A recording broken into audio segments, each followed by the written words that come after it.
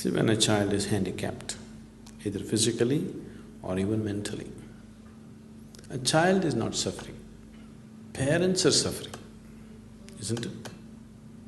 A child is incapable, but not suffering. Have you noticed this? Even a mentally handicapped child, he's not suffering. Actually, he's more free of suffering than a lot of other children. But parents are suffering because their child is not like somebody else's child. It's a parent who is suffering because the parent knows the consequence of this child living in the society. He doesn't have certain capabilities, what will happen to him tomorrow. With these concerns, the parent is suffering. Isn't it so? The child is not suffering. The child is incapable. Handicapped means just that.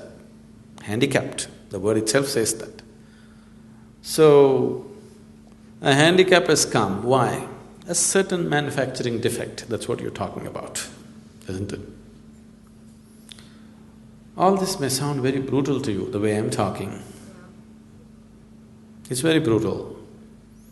But I didn't create this brutality. Life is like this, isn't it? Yes? Your creator is brutal, I'm only explaining his brutality. I'm bringing clarity to his brutality. I did not create this brutality, isn't it? Yes or no? Yes. Somebody is born with half a brain, I didn't create it. But if you are saying this is the work of the creator, this is creator's brutality. Either you see it the way it is and see what we can do out of it, or you don't see it. Today, we no more call them as handicapped children, we call them special children. They're special because they're not like other children, they're different. That's a good way to look at it. They're special children.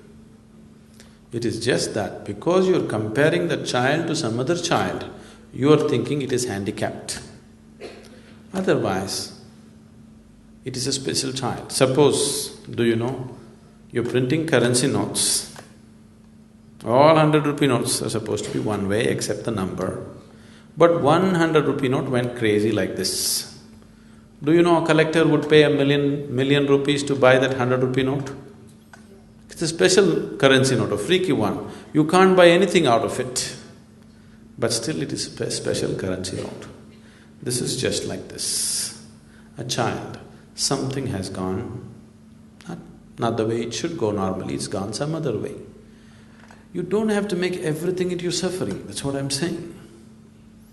People who have normal children, who have all their limbs and everything in place, are they not suffering? Because the child is not listening to what you think they should do, you'll suffer, isn't it? So your suffering has nothing to do with the handicap, nothing to do with well-being. Your suffering is just that if anything happens that you think should not happen, you will suffer. Or in other words, you want the whole existence to happen the way you think it should be. It'll never be so. In what form it comes to you, it doesn't matter.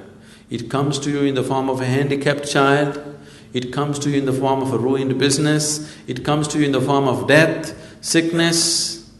Which way it comes, it doesn't matter. But your demand is just this. Existence should happen according to your will. It will not happen that way. Then what do you do if it doesn't happen? How do you deal with it if it doesn't go according to your will? If the whole existence goes according to your will… It doesn't go according to your will. No, suppose it goes according to your will. Your own existence. Yes. The whole existence goes according to your will, Seema. Where should I go? It should happen according to my will also, isn't it? So some things happen your way, something happen my way.